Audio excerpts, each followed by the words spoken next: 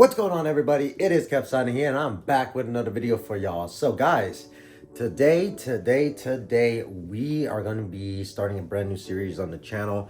I know I haven't been uploading a lot on the channel. That's kind of mainly because there has been a lot of news that I've been wanting to cover, or any particular videos that I've been wanting to do on the channel, as there's a lot of videos from a lot of PokeTubers covering the same thing, and I just didn't want to repeat the same information that's what had been passed over and over and over again, right? So for the channel, we're going to be starting a series where I cover the ins and out of my RipNShip business, my regular business, what my plans are for my business, how I got into the business, and everything between. Today, I just want to talk about how I actually started the Pokemon business and how I actually got into doing it and how the journey has been going so far. I'm actually in my office right now. I'm going to actually kind of show you guys a little bit around my office real quick.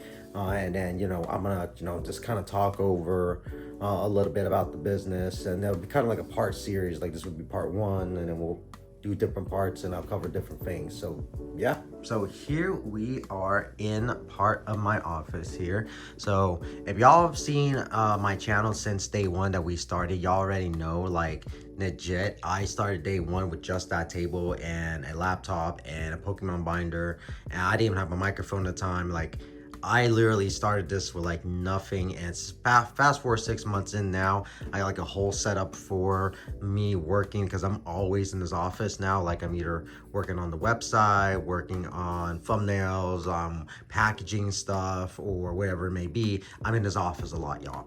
Anywho, right over here is my ready station. Now, I recommend, if y'all ever gonna do a Pokemon business and you're running it from home, you want to have everything available to you very conveniently at your house, obviously, right? So right over here in my ready station, guys, I actually have it to where I sort out cards and things. I'll be selling TCG Player on my website here, so I know what I have. Right now I'm sorting out a whole bunch of trainers and this, let me see here, like trainer cards here, support cards, things like that, because I do sell these to like shops, because they sell to their customers for the TCG games. Right over here is where I have everything ready to go. I used to go ahead and when I drop off the mail, or the packages, I'll pay and I'll get the shipping then and there. But now I just have everything here, and I do it all from home because it's a lot more quicker and easier. And I go, so now schedule pickups for the packages and everything. If you guys are ever starting a business, I definitely recommend you guys to actually get a lot of this stuff ahead of time before actually starting a business, because I will say, I'm so glad I invested in all this stuff before I started getting the business going, because being able to print and being able to get everything ready for shipping as fast as possible has been like a godsend for my RipNShips, and a lot of the buyers and viewers really do appreciate me getting everything out to them quickly. Right over here is kind of where the main stuff happens here, y'all can kind of see. This is kind of where the desk is at, how I have everything laid out now. The layout has changed over time, but ultimately here, this is kind of like how mine kind of setup now goes, where I have the camera pointing down. We'll do like an overhead view. Just looks a little bit nicer, not gonna lie. And then this is kind of where all the magic happens. Is some of the seal collection, some of it's sealed, some of it's not sealed, and this is kind of just showing off some of the stuff that I picked up over the last couple months, and just kind of displaying some of my Pokemon collections, some of the stuff we open. A lot of this stuff is also, again, because I like to have everything pretty readily available here to me, is also storage as well. So I have all my mailers like right over here. So when I'm ready to like package somebody's stuff up, I grab the mailer, boom, package it up, set it ready to go. Here, extra cards, ETBs, things of that nature. As a shipper, guys, or just a business that's dealing with singles or anything kind of like that, you're gonna want to have like a good amount of a good amount of supply, because if you're, especially a ripper, let me tell you, like, you'll go through top loaders and sleeves and all that very quickly within a night. I also recommend to have kind of like a system for the streams, and luckily for me, I finally came up with a system. Before then, I wasn't, and let me tell you, when I didn't have a system when I first started out, I would actually in some cases have to actually go back to the streams to watch to make sure I had every order correct, because I actually didn't have a system. Now I do. I got this little drawer, Amazoned it, doesn't cost much, it's like 30 bucks. I labeled everything so I know what order is pending. I also have some peeps that like have me hold their orders for a while, so for the people I'm holding orders for, I put them right over here. But it makes everything easy, because when I start the stream, for the most part, everything is pretty much emptied out, and then once we start going, I start placing orders in as they kind of go in. So it makes things very easy, because let's say I need to grab an order for blood mead. Here, all blood mead cards are all right here for me to grab and get ready for him to package and all that. And then everything's kind of set here. So now I'm gonna go ahead and switch over. I'm gonna start doing some packaging and just kind of talk over you know, how I got into the business and everything kind of like that. Okay, y'all, so we are over here at the desk now. So as y'all can see right over here at the desk, you're gonna go ahead and actually see me organize all the orders and cards out from all the buyers and folks that ended up picking up cards and did breaks with me over the week. At this point, I'm gonna go ahead and kind of pretty much get everything packaged up. I'm gonna organize everything out, weigh, depackage, get the label created and all that, right? I'm also gonna show you guys some of the hit cards, you know, on the way, from some of the guests as well, which is going to be cool. But how then I ended up becoming a ripper and shipper, especially from a guy that he originally started his YouTube channel, said that he more than likely wouldn't be a ripper and shipper, but you know, like I said, never say never, right? So here I am. When I first started my channel, guys, I actually was just doing my own breaks. I was just covering Poke content and just covering stuff that made me happy in the Pokemon space, right? Eventually along the way, as y'all can see here, there's actually an order from not only an awesome viewer, she's actually one of my mods as well, Shelby. She actually was one of the first OGs that actually started watching me when I was only like around like 20-30 subscribers. I'm at like 220 subscribers now, so very insane growth for the 2 months I've been doing this. And we have built an amazing community with all the folks in the Discord and the folks kind of joining it and watching us. Right now, when I first started doing my breaks, I was doing a lot of personal breaks. I was just live streaming my own stuff, and I had a lot of viewers just watching me because I was actually just pulling a lot of fire stuff. And this is at the point where Prismatic Evolutions was actually being released when I started doing my live streams, and at the time there, I was able to get a huge amount of Prismatic Evolutions, to where on the first live stream we actually decided just to open up like an ETB and a binder for release day. On that day that I ended up doing that live stream and doing that break, I ended up pulling the God of all gods cards in that set, which is the Umbreon, or if we like to call it the Umbreon. From that point on, I could only assume that the people that were watching me just really like enjoy my genuine, like reaction to me pulling the card, because I did freak out. Like, y'all not seeing the short of me pulling that card and flipping out, like it is insane. So from there, we just ended up keep growing, and I have more people watching me do my breaks. And every break that we were doing, it kept seeing that I was just pulling fire after fire after fire cards. Right now, I'm not sure, maybe that was just newbie luck or what, but it really was where I was pulling a crazy amount of fire cards on almost every break that I was doing. Even one night I decided to open up a whole booster box of Fusion Strikes. I owned that box for about 350 bucks, and you're gonna lose, usually again, you're gonna lose your money out and open a box like that. I ended up pulling the Espeon Alt-Art from that set and ended up making my money back. I sold that card right away after pulling it, and then making my money back, and I ended up keeping every other hit along the way. Plus I was able to make content by doing that. So that was actually something that was very fun for me to do when I first started. But with that, as it kept going, back to Shelby was actually again a viewer that kept watching me, and she eventually, seeing that I was able to get product and I was able to do my own personal breaks, she was wondering if I would sell to her, or would I ever consider doing a rip and ship, because she would like to pick up product from me.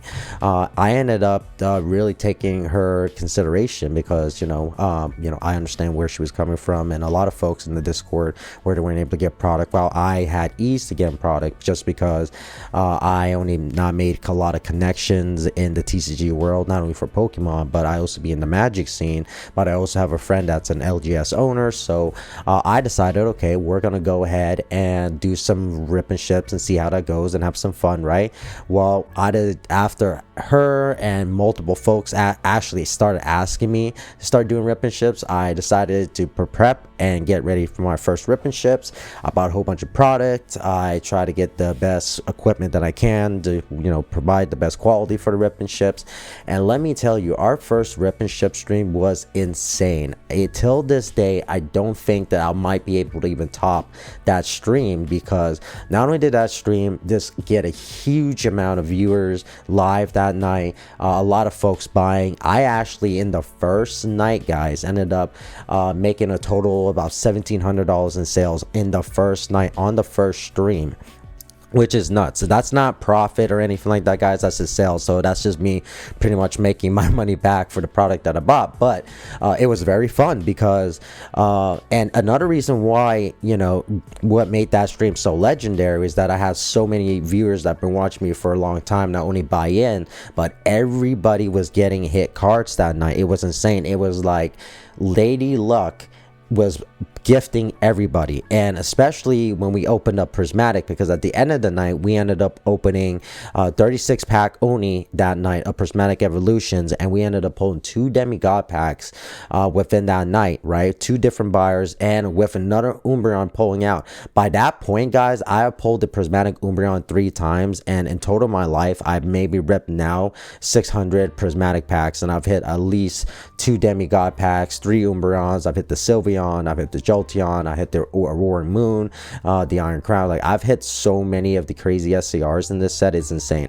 I really do love Prismatic, not only because it seems like my luck's just been crazy insane with it, but I also have to give Prismatic kind of like, what kind of boosted my channel, and me taking advantage of the Prismatic hype when it first came out really boosted the channel, and we were able to get sales out, and I was able to have fun, and people were getting hits, so I was super happy.